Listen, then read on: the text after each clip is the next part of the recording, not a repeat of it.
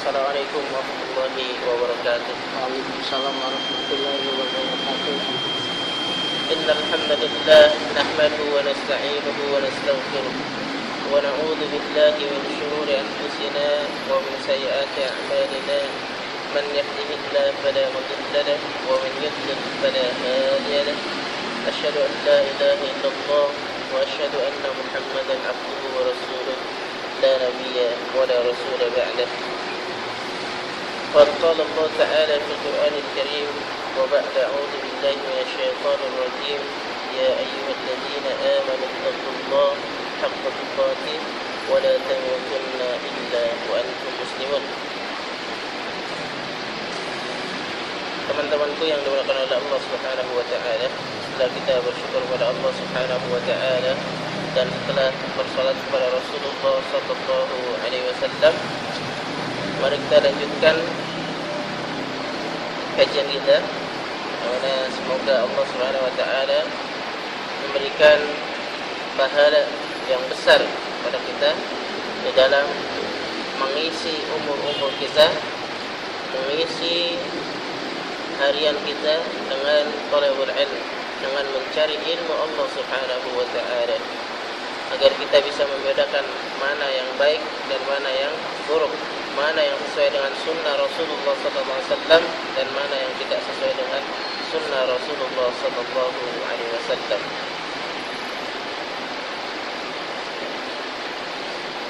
Sering kita melihat di dalam ayat Allah Subhanahu wa taala atau di dalam hadis Rasulullah SAW banyak kata-kata tidak masuk surga, dan juga banyak kata-kata tidak mencium bau surga Allah Subhanahu wa taala. Sering kita dapati ya di dalam hadis Rasulullah SAW atau di dalam Al-Qur'anul Karim bahwa orang-orang itu tidak akan mencium bau surga. Bahkan orang-orang itu akan dimasukkan ke dalam neraka, tidak masuk surga Allah Subhanahu wa taala.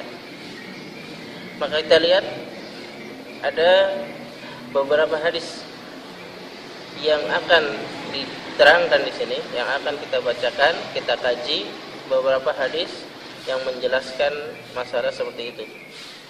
Masalah hadis-hadis yang bahas tidak masuk surga atau tidak mencium bau surga yang dijanjikan oleh Allah Subhanahu wa taala.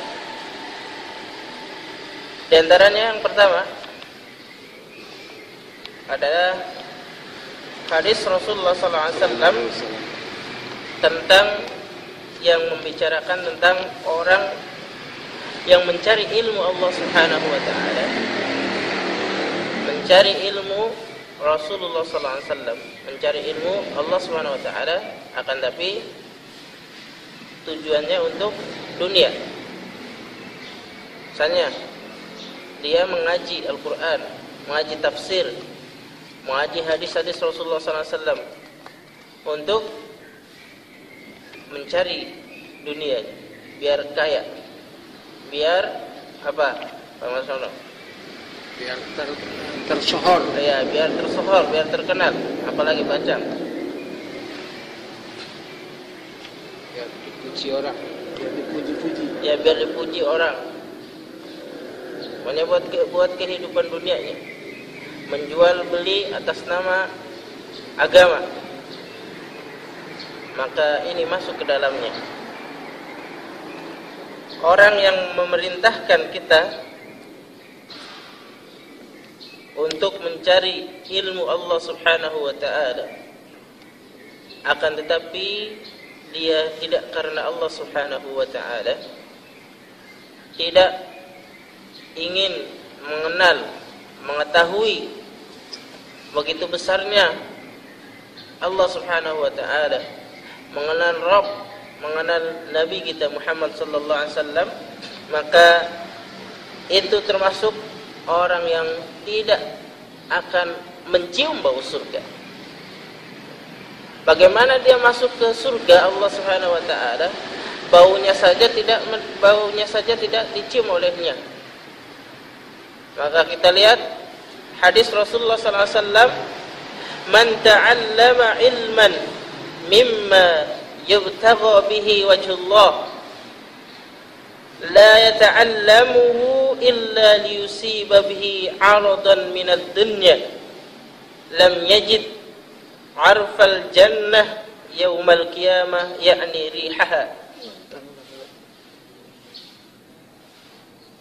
Barang siapa menuntut ilmu yang seharusnya untuk Allah Subhanahu wa ta'ala, namun ia tidak menuntutnya kecuali untuk mencari dunia, maka pada hari kiamat ia tidak akan mendapatkan bau surga Allah Subhanahu wa ta'ala.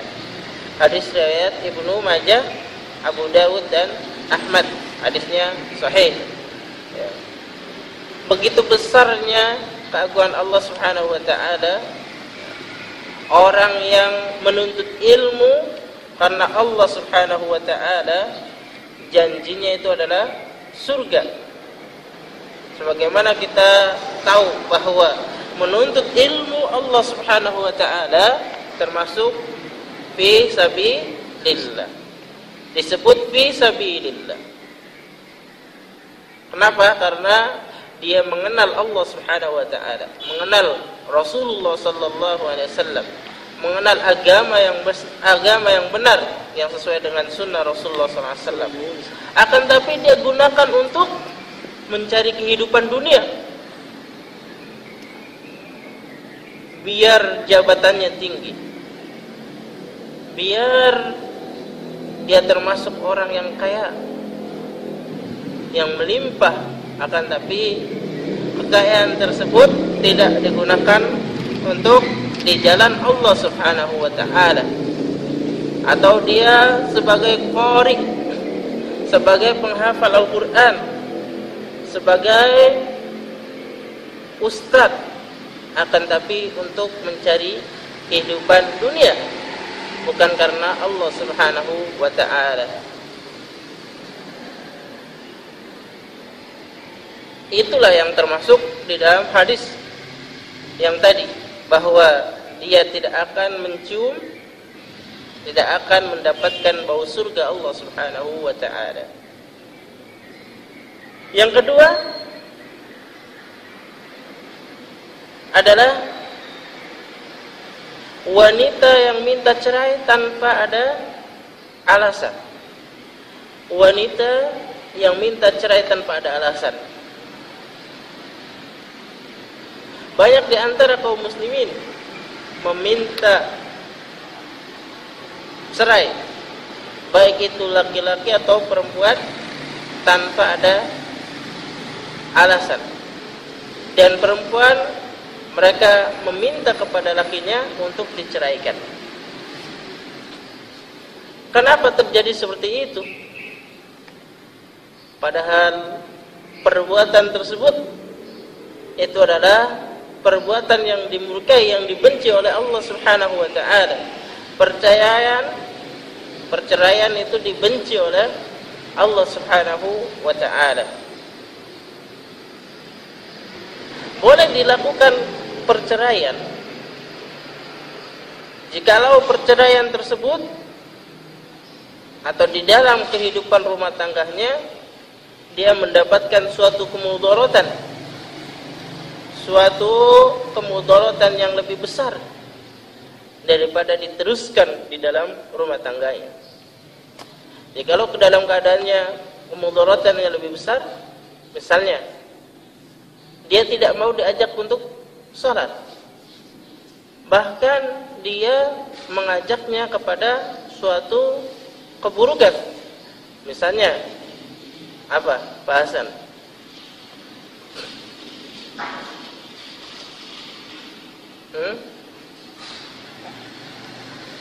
Cerai.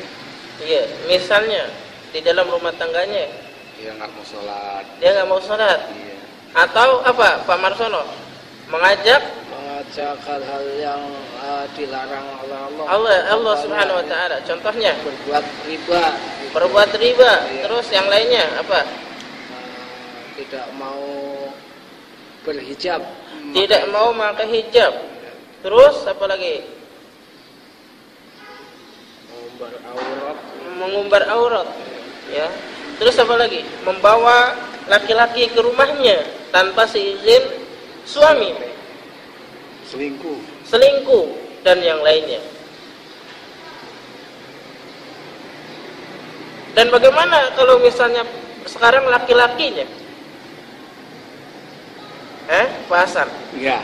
Kalau tadi perempuannya, sekarang laki-lakinya yang membawa cewek ke rumahnya. Pak Marsara? Gimana? Atau yang misalnya terang-terangan minuman keras, minuman khamar di rumahnya, berjudi di depan rumahnya,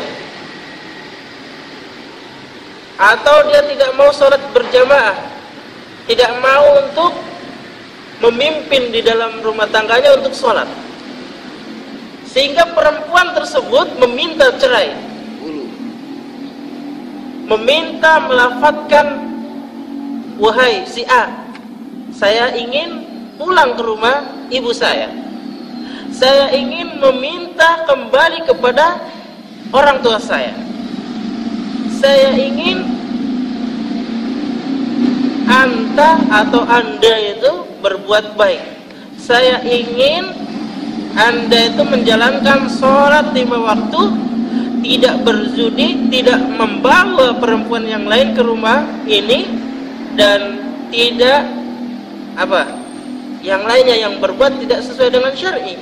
Maka jikalau anda masih tetap dalam keadaan seperti itu, saya akan minta perceraian, meminta dicerai. Nah itu, jangan sampai ada ucapan seperti itu. Di sisi lain, seorang laki-laki itu adalah sebagai pemimpin, dan di sisi lain seorang laki-laki itu harus sabar terhadap istrinya jikalau dia tidak sesuai dengan syar'i. Maka jikalau misalnya tanpa ada alasan seperti itu, maka kita lihat di dalam hadis Rasulullah SAW, ayyuma imra'atin sa'alat zawjaha at-talaq min ghairi ma ba'sin fa haramun 'alaiha raihatul jannah. Siapapun wanita yang meminta talak pada suaminya tanpa ada alasan, maka bau surga haram baginya. Hadis riwayat Tirmidzi, Abu Dawud, Ibnu Majah dan Ahmad. Haram baginya, bagi perempuan yang meminta perceraian yang tanpa ada alasan yang syar'i.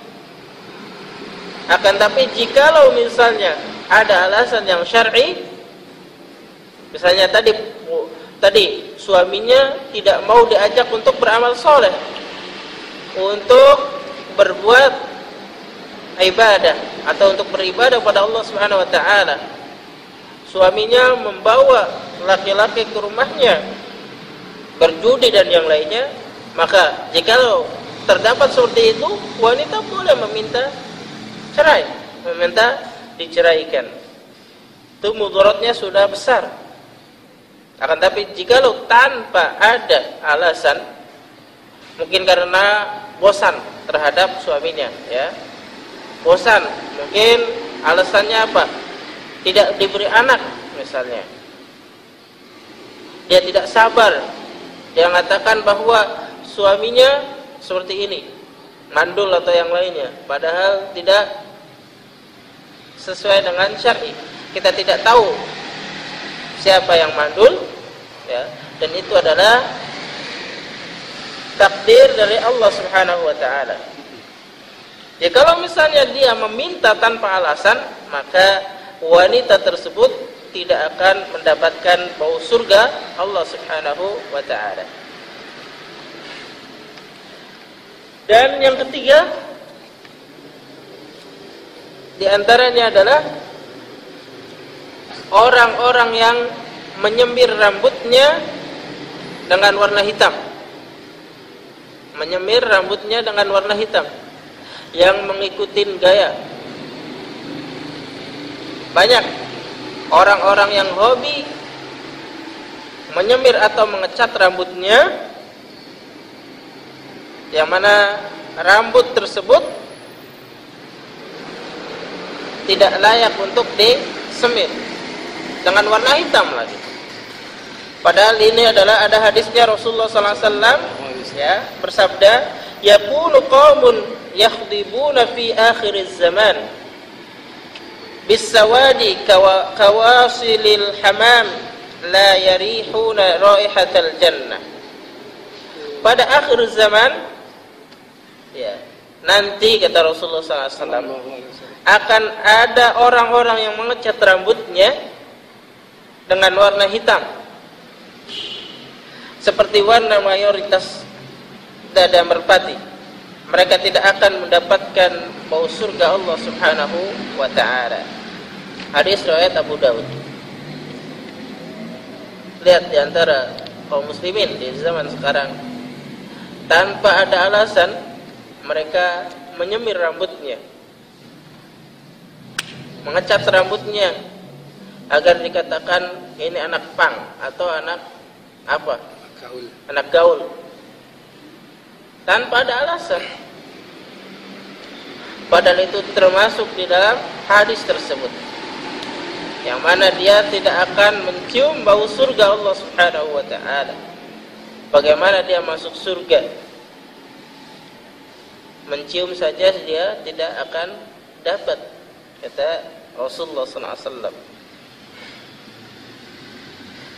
Yang keempat adalah orang yang membunuh orang kafir mu'ahad.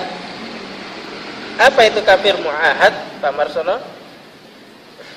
Yang sangat menjunjung toleransi dan perdamaian. Yang sangat menjunjung salah itu. Kafir mu'ahad itu apa, Pak Marsono? Wah, sering kan dengan apa, Pak Hasan? Yang dilindungi pemerintah. Iya. Kafir mu'ahad itu adalah orang-orang kafir yang telah mendapatkan perjanjian dari pemerintah, diberi keamanannya. Misalnya orang-orang Amerika datang ke Indonesia, diberi keamanan untuk apa? Untuk misalnya perluasan jalan tol dan yang lainnya. Nah, kita tidak boleh itu membunuh mereka atau mengebom mereka dengan alasan benci kepada orang-orang kafir. Ya. Rasulullah SAW menggambarkan, man qatala mu'ahadan lam yarah raihatal jannah. Barang siapa yang membunuh orang-orang kafir mu'ahad, maka dia tidak akan mencium bau wangi surga.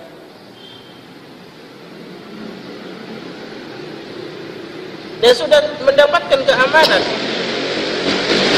sudah mendapatkan perjanjian keamanan dari pemerintah.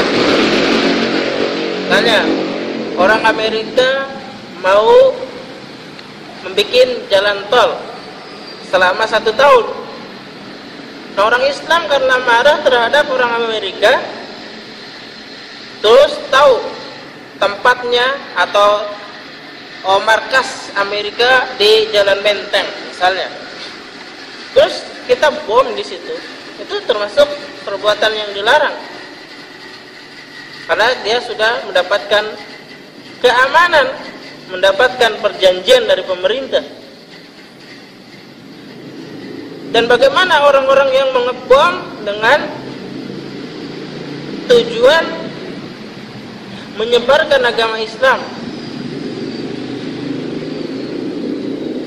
dan di situ masih banyak orang-orang Muslim. Di gedung tersebut masih banyak ada orang Muslim, ada yang mengatakan la ilaha illallah, dan ada orang kafir. Bagaimana kita mengebom perbuatan seperti itu ya? Orang kafir aja dilarang kita bunuh, apalagi orang Muslim kita bunuh. Maka kata Rasulullah SAW, barang siapa yang membunuh orang kafir mu'ahad, maka dia tidak akan mencium bau surga.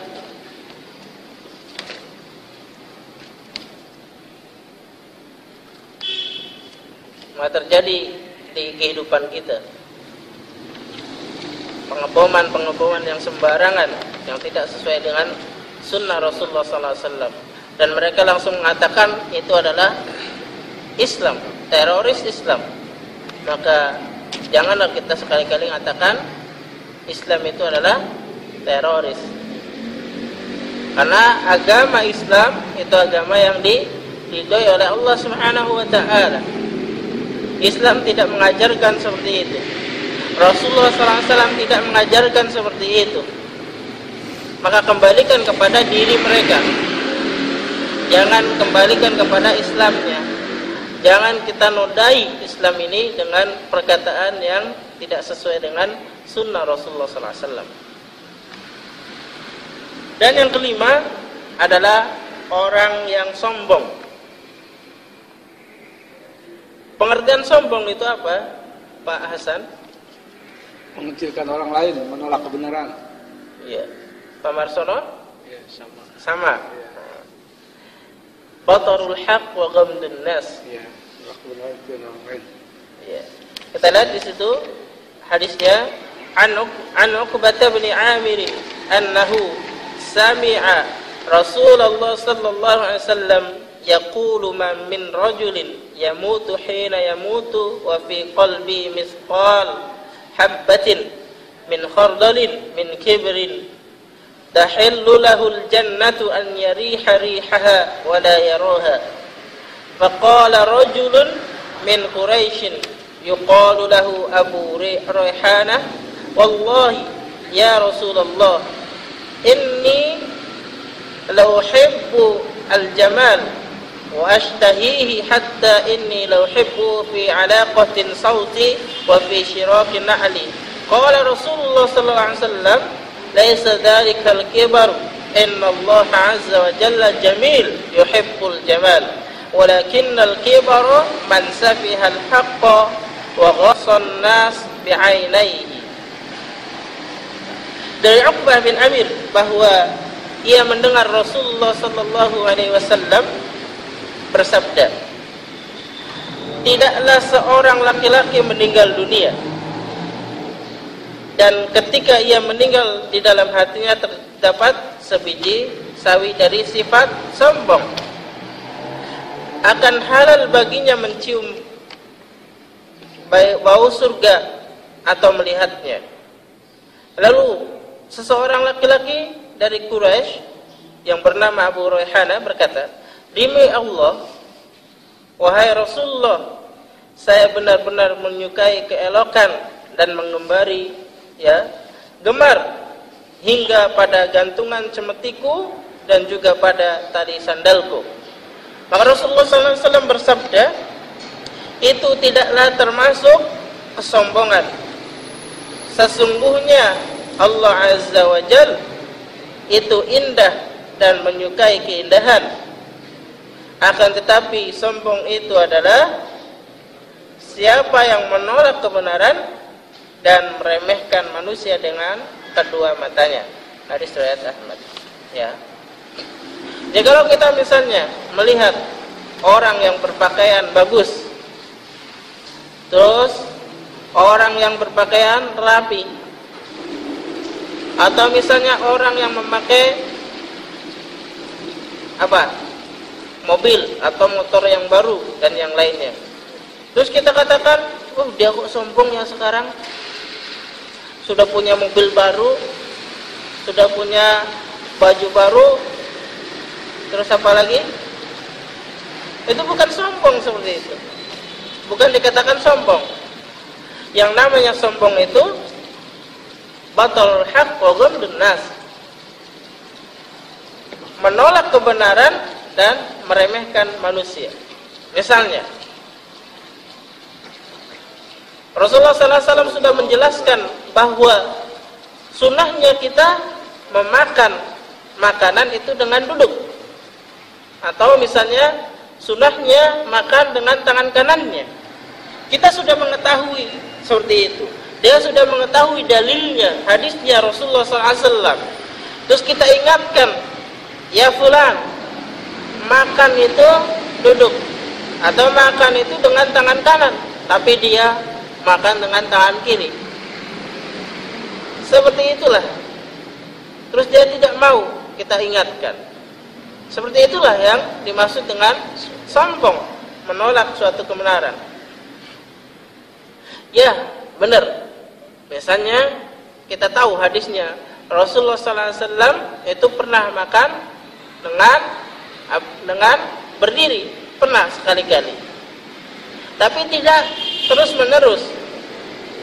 Beda dengan di zaman sekarang. Bahkan di pernikahannya pun banyak yang berdiri. Ada tingkatan-tingkatannya.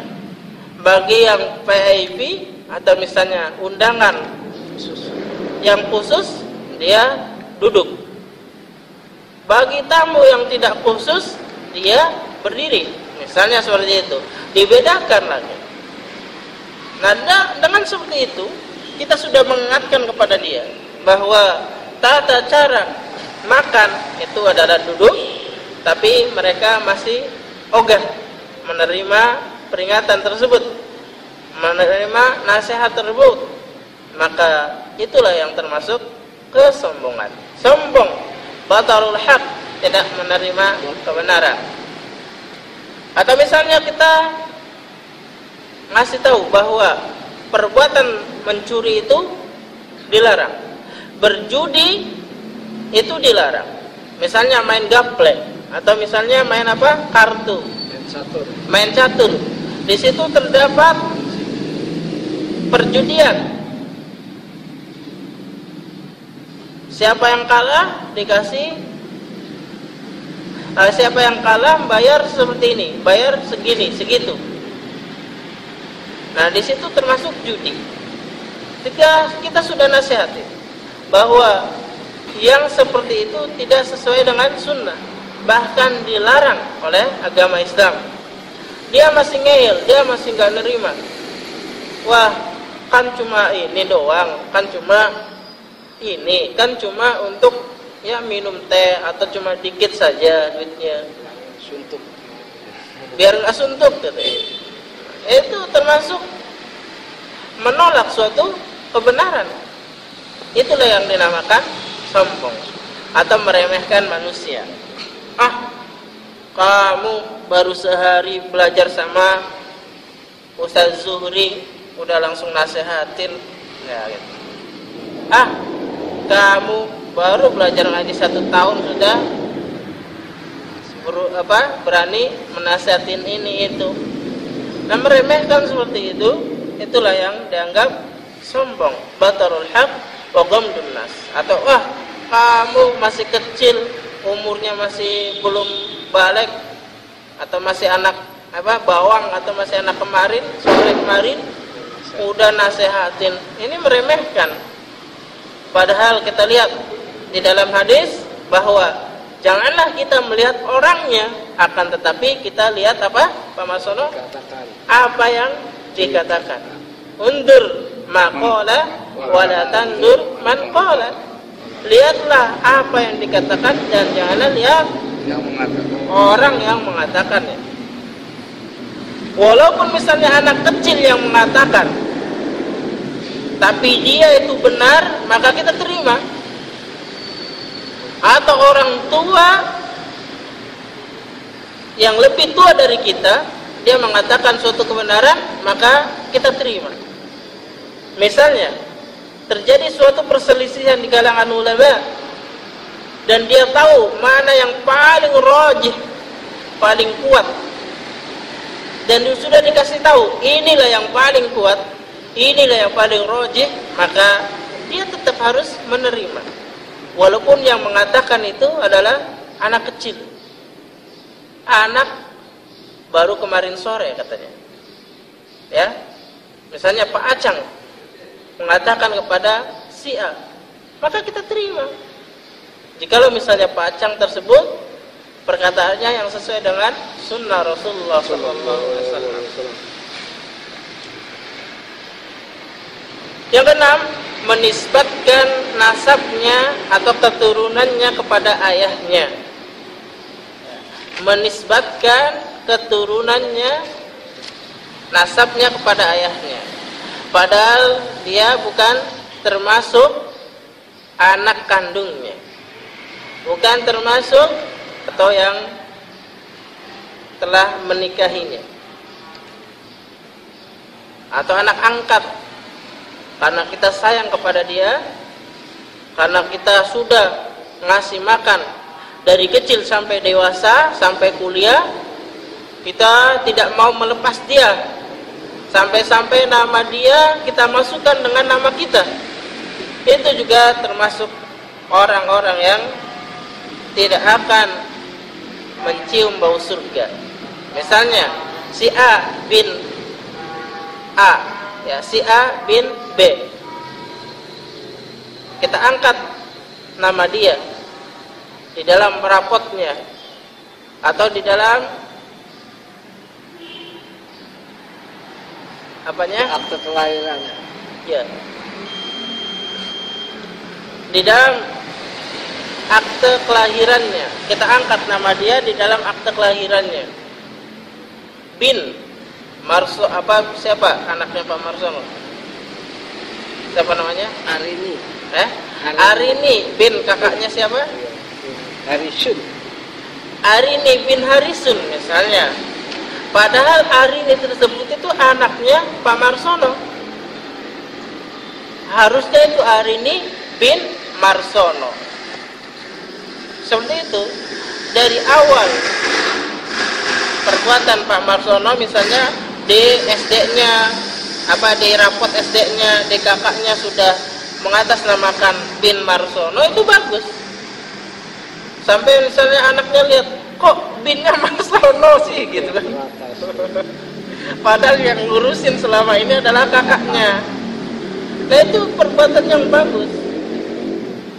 Jangan sampai nanti sampai berlarut-larut binnya itu bukan anaknya Pak Marsono, bin kakaknya, walaupun itu kakaknya. Maka kita lihat hadis Rasulullah SAW, man idda'a ila ghairi abihi lam yarah raihatal jannah wa inna rihaha la yujadu min qadri 70 aman aw masirat 70 aman. Qala wa man kadzaba alayya muta'ammidan falyatabawwa maq'adahu minan nar. Barang siapa yang mengaku keturunan dari orang lain yang bukan ayahnya sendiri, tidak akan mendapatkan bau surga. Padahal bau surga telah tercium pada jarak 70 tahun atau 70 tahun perjalanan. Masya Allah ya, hadis ini hadis riwayat Ahmad Sahih. 70 tahun atau 70 tahun selama perjalanannya dia. Kita lihat perjalanan dari Jakarta menuju Surabaya berapa hari? 1 hari setengah. Hah? 1 hari setengah. 1 hari setengah kalau naik bis. Kalau jalan kaki? Enggak. Hah? Tahu. Seminggu. Belum tentu. Belum tentu. Seminggu. Kalau naik pesawat? Pesawat 1 jam. 1 jam. Misalnya naik, sekarang kita ukur ya. Itu perjalanan dari Jakarta sampai Surabaya 1 minggu misalnya, atau misalnya 1 hari setengah. Itu selama 70 tahun. Lama enggak? Lama. Jauh enggak? Jauh. Itu hitungan dunia, Itu hitungan dunia, itu hitungan kita lah, ya. Misalnya kita contohkan naik pesawat, misalnya 1 jam atau 2 jam, itu sampai Surabaya 1 jam. Selama sehari berjam-jam sampai mana? Saudi Arabia, misalnya 5 jam, 4 jam. Berhari-hari sampai 70 tahun. Berarti melewati dunia. Ya, dunia diputer itu paling cuma berapa hari. Misalnya kalau tadi pakai pesawat, ya kan, Pak Marsono, ke Saudi aja 4 jam 5 jam misalnya. Diputer dunia berapa jam itu? Sehari 2 hari 1 minggu lah. Ini 70 tahun. Begitu jauhnya jarak atau mencium bau surga itu sudah jauh sekali kita cium. Masya Allah, keindahan surga. Siapa yang tidak ingin masuk ke dalam surga Allah Subhanahu wa ta'ala? ini jarak jauh seperti itu tidak mencium atau tidak mendapatkan baunya surga, ya. Termasuk tadi menasabkan anaknya, menisbatkan anaknya, memasukkan nama anaknya kepada orang yang tidak melahirkannya, tidak atau bukan anak kandungnya, tidak hasil pernikahannya. Atau misalnya ada hasil yang di luar nikah. Na'udzubillah min dzalik. Apa itu? Misalnya hasil zina. Anaknya tersebut, si perempuan, misalnya si A, telah berzina, dizinai sama si ini. Nah, ketika udah melahirkan anaknya, terus perempuan tersebut nikah sama laki-laki yang baru,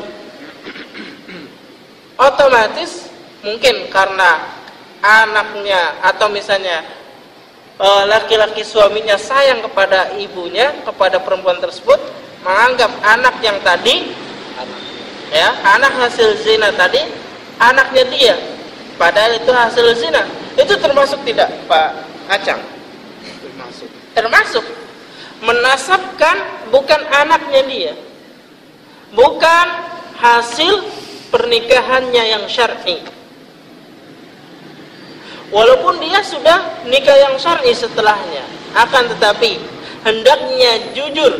Yang tadi, anak tadi hasil zina tadi, binnya itu siapa? Yang telah menghamili dia, yang telah melakukan perzinahan dia.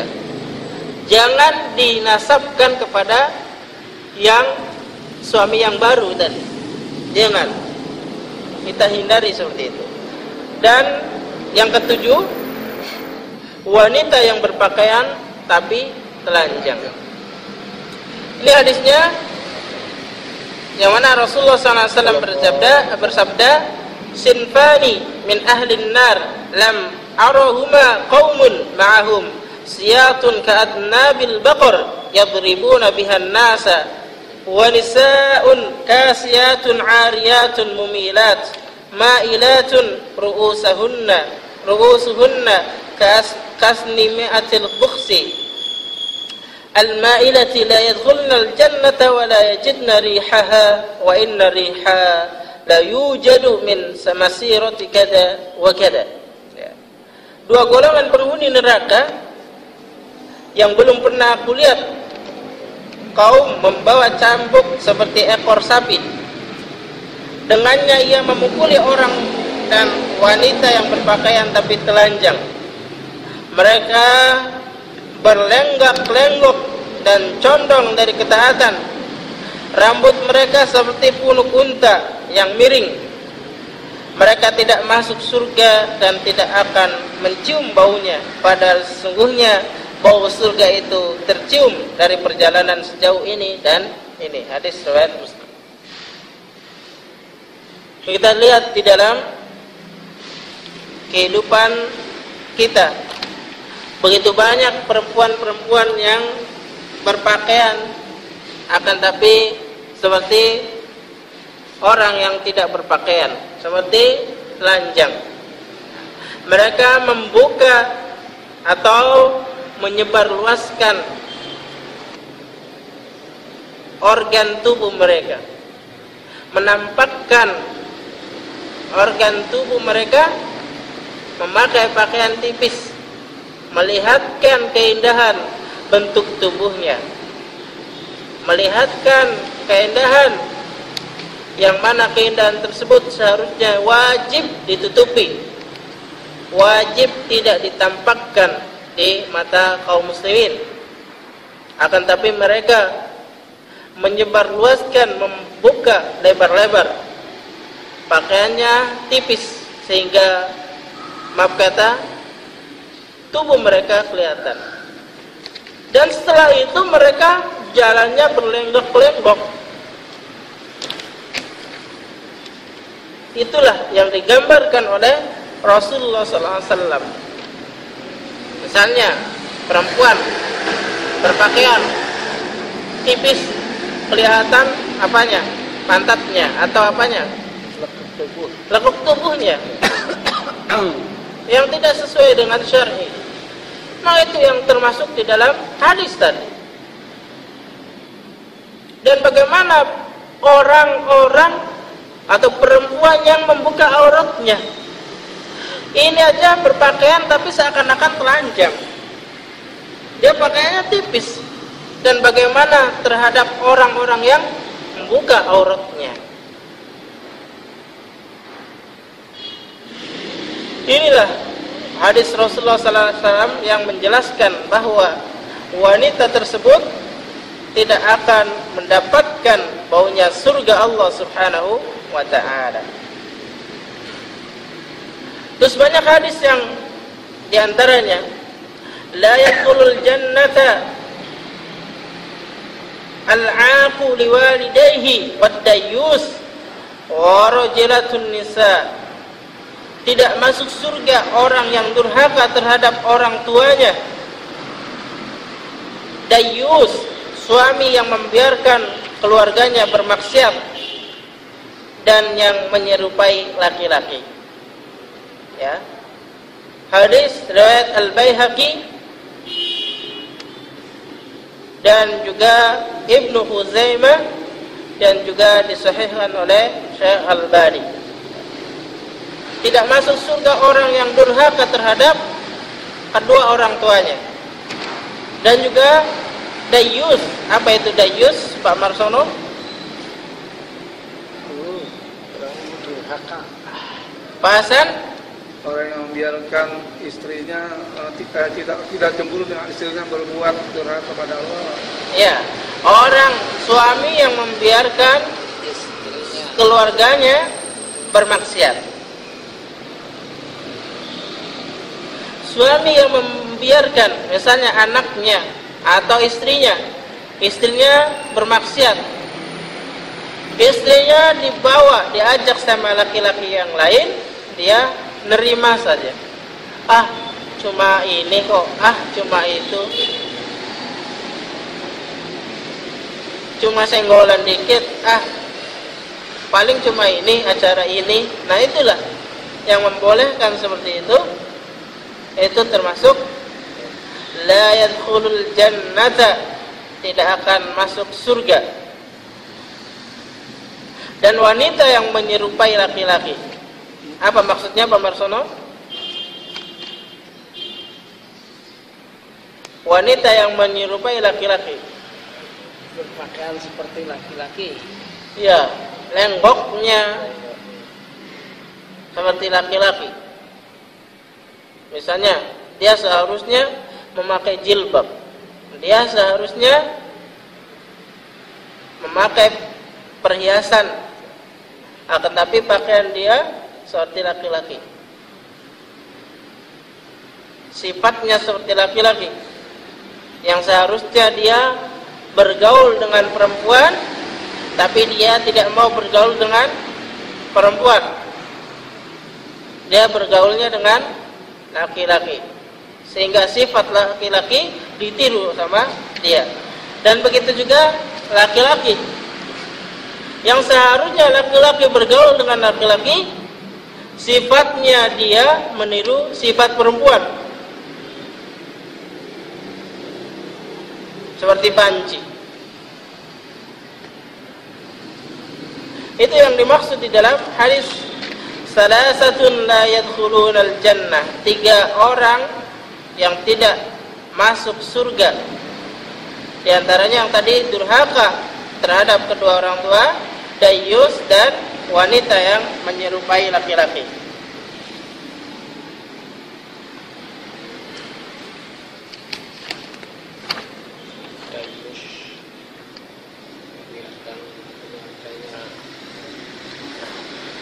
Dan ada, kita tadi sering melihat,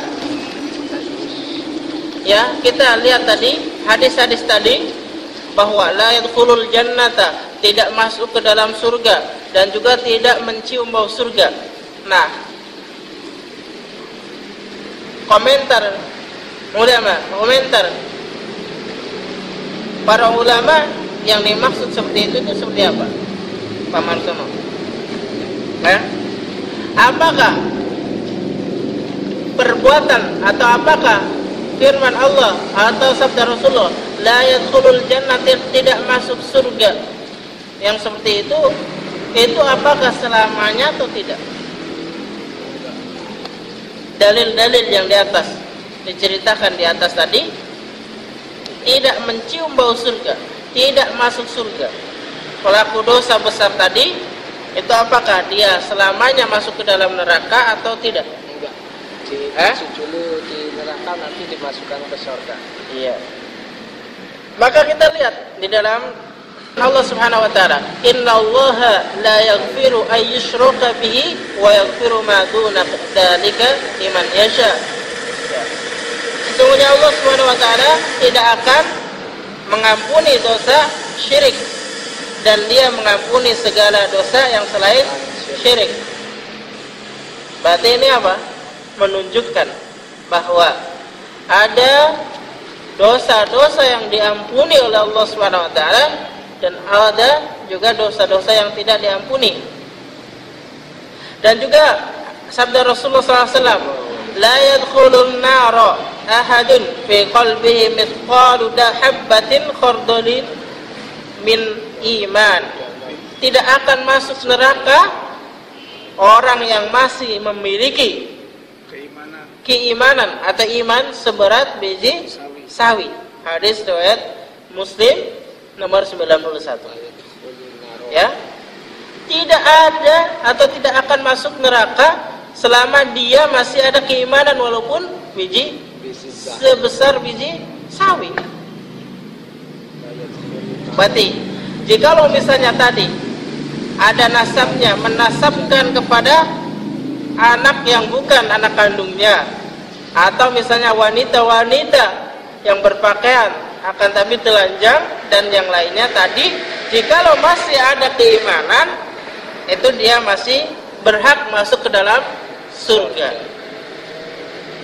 Terus, man syahida an la ilaha illallah wa anna muhammadan rasulullah harramallahu alaihi nar. Barang siapa yang bersaksi, barang siapa yang mengucapkan bersyahadat la ilaha illallah wa anna muhammadan rasulullah, Allah mengharamkan kepadanya neraka. Ya, Allah mengharamkan baginya neraka. Hadis riwayat Bukhari 6938 dan Muslim 29. Tadi ya, walaupun misalnya tadi orang yang sombong tidak menerima kebenaran, dan orang-orang yang atau wanita yang meminta cerai tanpa ada alasan, jikalau di dalam hatinya, jikalau dia masih mempunyai syahadat mengatakan la ilaha illallah wa anna muhammadar rasulullah, maka haram baginya masuk neraka. Man mata wa huwa ya'lamu annahu la ilaha illallah dakhala al-jannah.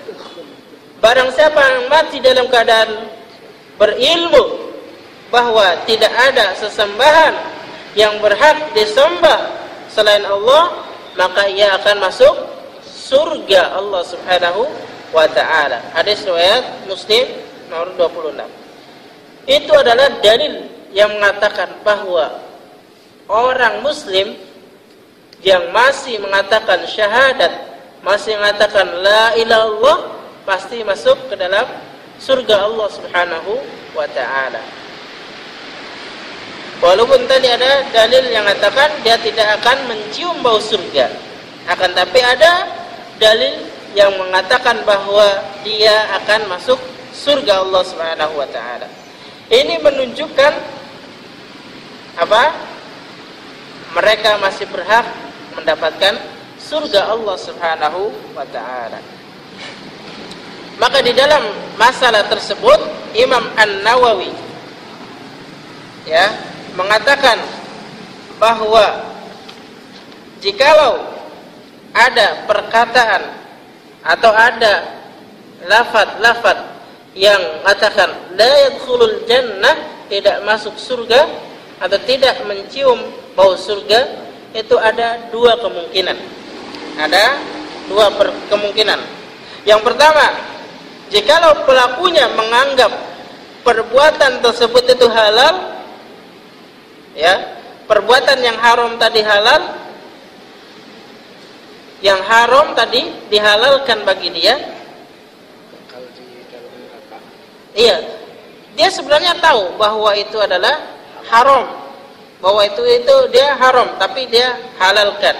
Maka perbuatan seperti ini itu dikafirkan, atau perbuatan termasuk perbuatan orang kafir yang menjadi kafir yang kekal di dalam neraka. Ya, bahasan seperti itu.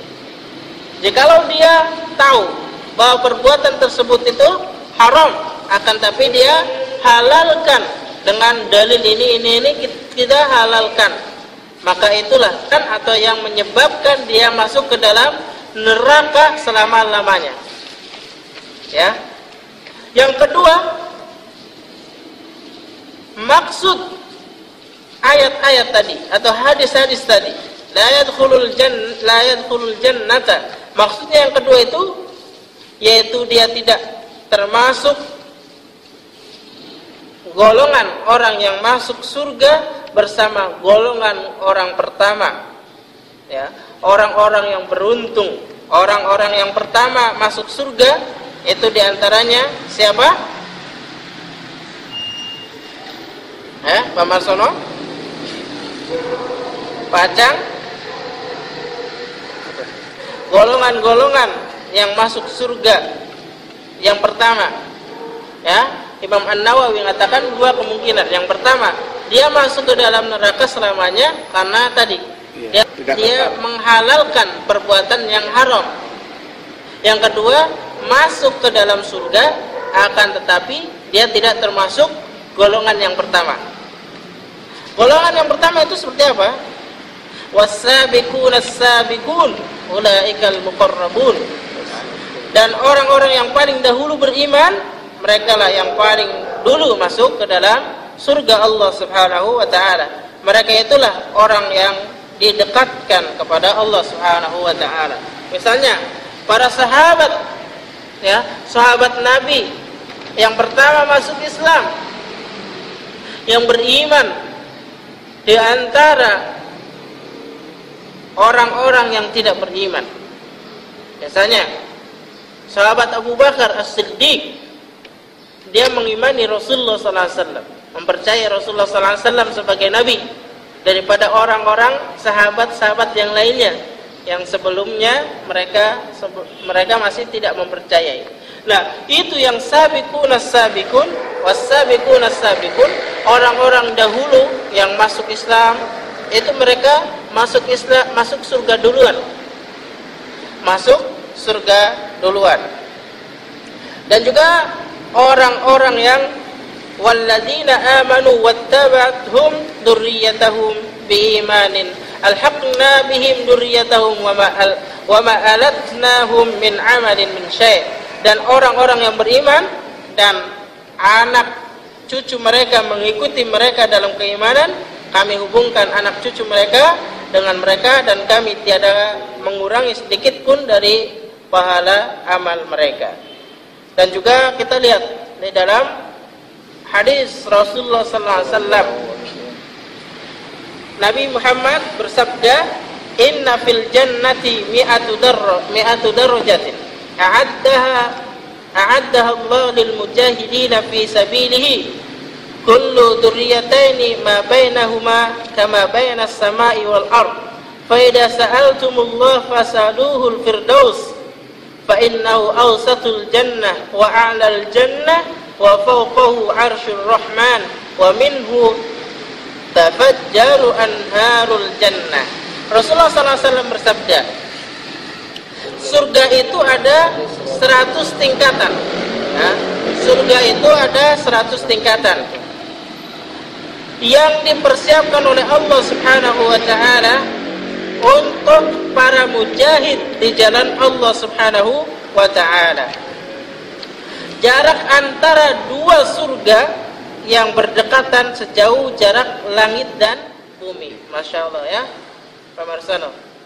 Antara surga yang pertama dan surga kedua itu jaraknya antara langit dan bumi. Masya Allah. Langit sama bumi kita masya ke pesawat atau apa aja nggak nyampe, nggak tembus. Jaraknya seperti itu, Pak Marsono. Kalau manusia dari Nabi Adam sampai akhirat, sampai akhir zaman, itu kira-kira mereka bisa masuk ke dalam surga manapun, ya, semau mereka. Tapi sesuai dengan tingkatannya. Masya Allah ya. Manusia berada di dunia itu insya Allah cukuplah dengan satu surga saja. Ini dipilih oleh Allah Subhanahu Wa Taala. Di surga tingkatan yang paling atas, misalnya berapa orang, ya, di bawah berapa orang, berapa ribu orang. Nah seperti itu. Dunia aja nggak ada apa-apanya dengan langit. Iya. Masya Allah ya. Ini jaraknya antara satu dan surga yang satu berdekatan, ya, dengan satu yang lainnya. Itu jaraknya antara langit dan bumi. Dan jika kalian meminta kepada Allah Subhanahu wa taala, mintalah surga Firdaus. Karena itulah surga yang paling tengah dan paling tinggi, yang di atasnya terdapat arsy. Arsy milik Ar-Rahman, yaitu arsy Allah Subhanahu wa taala. Darinya pula Firdaus bercabang sungai-sungai yang berada di dalam surga Allah Subhanahu wa taala. Hadis riwayat Al-Bukhari 2790. Insyaallah ya. Ini sangat besar sekali keagungan Allah Subhanahu wa taala. Di atas surga Firdaus itu ada arsy Allah Subhanahu wa taala. Maka jikalau kita minta dimasukkan ke dalam surga, maka mintalah surga Firdaus. Karena surga Firdaus itu adalah surga yang paling tinggi, surga tempatnya orang-orang yang mujahid. Dan itu adalah perkataan Imam An-Nawawi melihat hadis-hadis Rasulullah SAW bahwa ada golongan orang-orang yang masuk dahulu ke dalam surga. Golongan pertama, sehingga di dalam hadis tadi la yadkhulul jannata, atau orang yang tidak mencium bau surga, orang yang tidak masuk ke surga, mereka dihisab dulu di dalam neraka, setelahnya baru masuk ke dalam surga Allah Subhanahu wa taala. Dengan melihat hadis tadi bahwa tingkatan surga itu 100 tingkatan. Yang paling utama, yang paling atas itu adalah surga Firdaus. Maka jikalau seumur hidupnya dia masih di dalam berbuat kemaksiatan, dicuci dulu di dalam neraka, baru setelahnya dimasukkan ke dalam surga Allah Subhanahu wa taala. Dan juga perkataan Syaukani ketika menjelaskan makna tauhid, makna hadis tidak masuk surga pecandu khamr, juga tidak juga orang yang membenarkan sihir, tidak juga orang yang memutus silaturahim. Ketika mengomentari hadis tersebut, dia menjelaskan bahwa pelaku atau orang ahli tauhid, ya, ahli tauhid itu juga tidak masuk ke dalam surga, yang mana mereka masih berbuat apa tadi, mengebom atau membunuh orang-orang kafir muahad, atau misalnya mereka percaya kepada Allah Subhanahu wa taala, akan tetapi mereka percaya kepada selain Allah Subhanahu wa taala, perkataan dukun dan yang lainnya, sihir, masih berbuat sihir, maka mereka itu berhak di dalam neraka Allah Subhanahu wa taala. Mereka dicuci dulu di dalam neraka, baru masuk ke dalam surga Allah Subhanahu wa taala. Kita tutup dengan doa kepada Allah. Subhanakallahumma wa bihamdika asyhadu an la ilaha illa anta astaghfiruka wa atubu ilaik. Assalamualaikum warahmatullahi wabarakatuh. Waalaikumsalam warahmatullahi wabarakatuh.